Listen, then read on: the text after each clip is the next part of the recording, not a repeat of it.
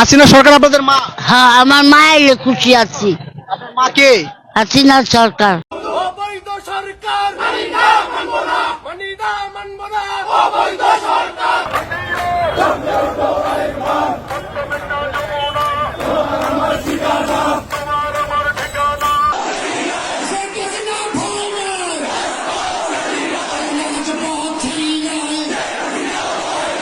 উপদেষ্টা নাহিদ আফিফ সহ বর্তমান সরকার ডক্টর ইউনূসকে জুতাপিটা করলো সাধারণ মানুষ ও শিক্ষার্থী। বর্তমান উপদেষ্টা ও ডক্টর ইউনূসের উপর খেপে আছে ছাত্র জনতা। উপদেষ্টাদের জুতা পিটানো করার জন্য আন্দোলন নেমে গেছে সাধারণ মানুষ ও ছাত্র জনতা। আরো বিস্তারিত জানতে সাথেই থাক। শেখ হাসিনা পদত্যাগ করার পর তাদেরকে উপদেষ্টা বানাইছে, কিন্তু 4 মাস গেতে না গেতে বাংলাদেশ থেকে লুটপাট করা শুরু করে দিয়েছে। সাধারণ মানুষের দাবি, শেখ হাসিনা সরকার থাকার সময় আমরা শান্তিতে বাস করতাম ও দুবেলা খেতে পারতাম।